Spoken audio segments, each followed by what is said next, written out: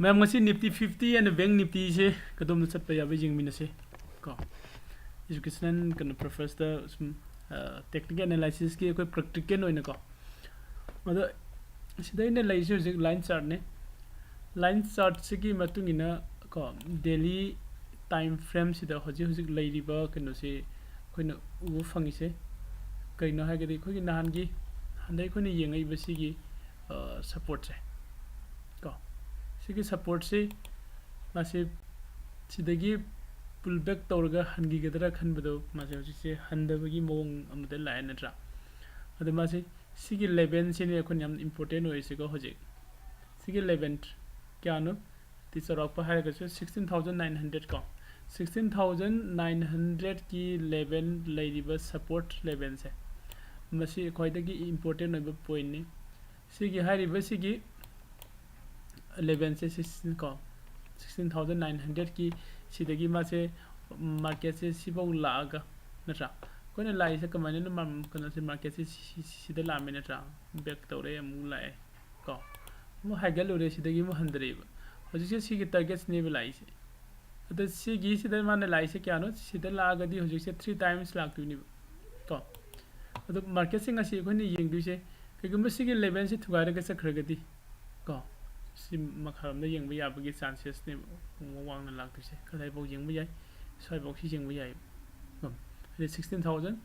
ko 650 ki sang da ko da sidagi back tawruk pu su yeng se adu hore na khoi market se flat to open to da ba na tra na gap down gap of 5 am su lai na tra adu su yeng min se adu market se swai sida sum sa nei naraga lai se adi makharom na kum na ba yam kan na hon rak padong tawai na tra adu smaine la aga sida kai re ka sakki bichai ko masi no ni sida okay look koi candlestick ki form da imu on thok sera ke no se line chart na tab da ko candlestick ki form da su yeng se candlestick ki form da su hoji hoji lai se simang ni ko je khoi ugi badu mangni yamna kano ma khoi gi sida pick tak to wa kano ma khoi gi pennant gi form ma su sem badong tawri na ra si form ma su sida hypet uba phang badong tawri adu si su khoi jeng mina se punna ko adu ga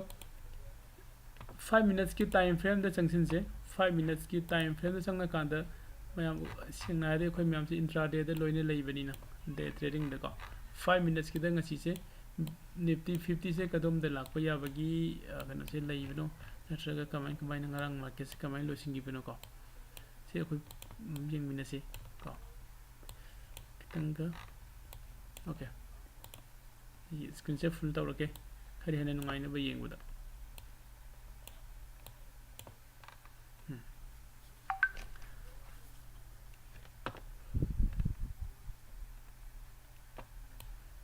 सीधे 28 का ngarang gi market si yamna poi down lom da sel yamna profit pyramid tra first ko ki first morning da high ya tra sagi sida ko gi kanoma ade trend line ma masa gi dum ko laksera me high reverse gi trend line se kano tawra matung da ko makha da ko gi profit khara pi ure na tra adu ga mu ka khale profit se khara fajana pi ure profit se khara fajana pi maga mu haigalaga ko mana haigala mi mong kisu haibet jing si ko drawing tok thoga ko mana haigala mi se sidagi haigalaga aduga siba karure natra sigi mong sida ma se sida hoji pan gari ko ko gi ngasi gi intraday gi oina sigi line se important over line oiduni kari gi no haire gadi sagi sida mana pallam mi ba kano se di supporter mane ko sigi support se lagi khoi gi sida pattern na masu khoi u ba phang ba dong tawe ko hai ri ba pattern si su lai ri 17000 ki lai ri ba sigi support zone si ko tam khare strong oi ba support zone ko male khoi kano da su horen option chain da sung ko changmina jeng se 17000 ki sigi support se kai gum ba sida market se flat to open tawra ba market se sida flat to open tawra agadi khoi gi first target से कोई down लोम the Young बया बगी chances ले को flat तो open तौरगदी down लोम द येंबा याबे चांसेस लई अखोगी प्रॉफिट कदाई बौद लौब याबनो द सिबौ सि लौब याबे चांस लई 16900 को 70 सोइबोगी सांग को खरबु हंदबसु अदुम याई को अदि ngaranggi लो सिगी टारगेट लाखपा याबगी कनोसे चांसेस से उबो फंगे को अदो कइगुंबा मार्केट सिना गैप डाउन दो ओपन तौरगदी हाइदि सिगी लेवल से कायरगा मखादा कुमधरगा ओपन तौरगदी अखोगी एंट्री से अखोना पुट लोमदा येंबा याबसे सिगी लेवल से कायद्रिबा मखैदि 16950 गा 8 की लेवल से कायद्रिबा 50 की लेवल से कायद्रिबाउदी अखोई पुट्ते संगोइसे को हाइदि सिगी मखादा लागदि अखोई पुट्ते येंबा याबगी खुलुंगचाबा लई अदुगा सिदा लागा स्वाइदा अखोइना पुट्ते संगसिलुरगदी होरेन मार्केट से सोमदा पुल बैक तौगिबसु याइबको सोमदा पुल बैक लोमदा पुल बैक तौरगा चखिबसु याइ अदुने सिदा पुल बैक चखरगदी को मार्केट से खितंग फरक तागनी को हाइदि मैम गैप उंते लोगे को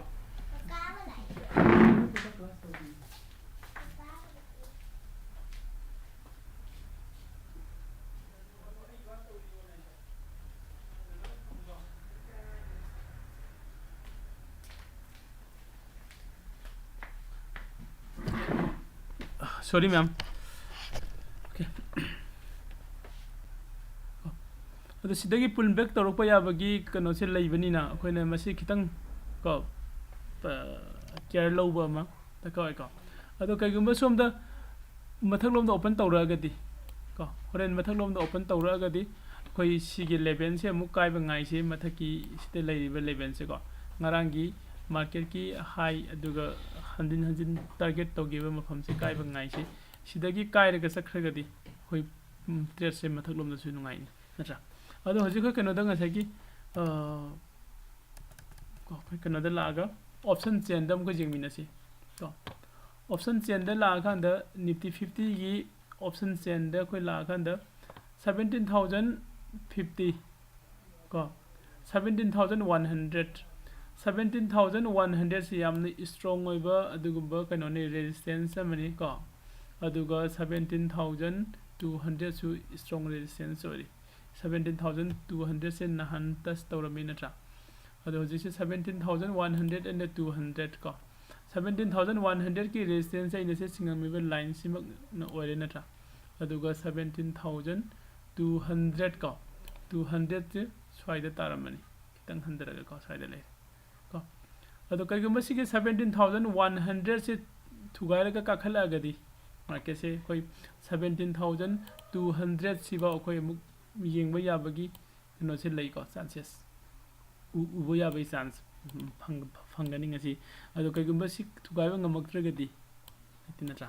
अदुगा डाउनलोड दा आई फाइनल ओइन नंगतंग डाउनलोड दा कोइने येंसि हारगदी मार्केट ना कइगुंबा फ्लैट ता ओपन तौरगदी निफ्टी 50 की मार्केट से ngasi कइगुंबा फ्लैट ता ओपन तौरगदी कोई पुट ता येंसि को ऑप्शन की पुट ता येंसि पुट ता कोइ येंगदिसे फर्स्ट टारगेट से 16950 स्वाइदा कोइ फर्स्ट टारगेट से लौसे अदुगा सिदगी अमुक सखरगदी 15900 को 60 नत्रगा 50 स्वाइसे थुगाइरगा सखरगदी डाउन ट्रेंड दा अमुक सुजिंग जारी को सिदगी पुल बैक लौरगना अमुक सिदगी मागी मार्केट से स्ट्रक्चर से रिवर्स डाल लागदी को रिवर्स लागदी ngसाइगी सिगी खोइना उरिबा सिगी ngसाइ हाना लैरंबा यामना स्ट्रांग ओइबा खोगी 17000 की कनो से स्ट्रांग ओइना सपोर्ट लैरंबा मफम से रेजिस्टेंस ओइना वर्क तौरक याय को अदो सि लैरे दो हजि हजि लैरिबा सिंगापुर निफ्टी की कोइ यें कांदा हजि हजि की सिंगापुर निफ्टी दा 37 प्लस दा लै को आइदि मार्केट से फ्लैट गुंबनी फ्लैट ओपन गुंबगी चांस ने दो होरेन इंडियन की कनो से यें असि ngairasi को कोई DIFI की स्टेटस कोई NSE की मतुंगिना को लैरिसे DID हजि प्लस दा लै आइदि बाय दा लै अदुगा FI ना सेल दा लै को सिसो कोइ होरेन कनो से पुन्ना येंगasi अदुगा नेक्स्ट आई निफ्टी 50 सी लोसिलगा निफ्टी बैंक को Nifty Bank desu jing minaram se ko Nifty Bank si jing minase Nifty Bank si da khoi nahan gi 11 mayam ama leire sida khoi target thamgiba 11 ko si thugaira ga si sakhiba khokhi mayam ai loina clean tok thok serage ko Nifty Bank gi sida 5 minutes ki time frame sida hoji khone leiri se kadai tano hairagadi ko 5 minutes ki time frame sida hoji hoji leiri se sagi sida khoina ubo phangba mal di leire yam sangna ko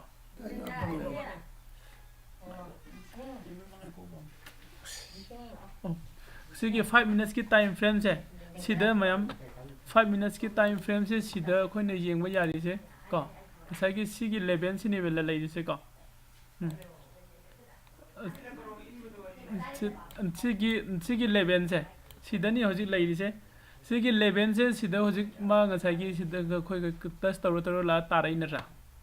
ado hoji ma ne leiri ba kano se sida gi mathak lom da kara gadi ko haigala gadi means khoina sida I happy lawra ki ko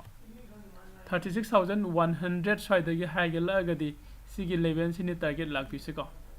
ngasai gi sigi line se dum isa gi machine da dum draw tawraga thambiyo 5 minutes ki time frame da ko so asom da lakpa yai adai da atopa mana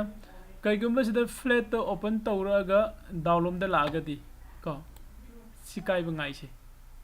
ko sikai bangai se koina sigi 35750 sidagi makha da kumgraba matungda koi put lom da jengmina se ko adugo market se foreign market ki open gi matungina kano se yenga se ko ado ma'am koi 9 am sab chana ko live market start tause ko khogi sigi description da video sigi description da khogi kano piri ko se khogi live thread tawbagi google meet ki link piri url ko the url sida direct dum join tawbiro ko adu bank nifty gi kano se ai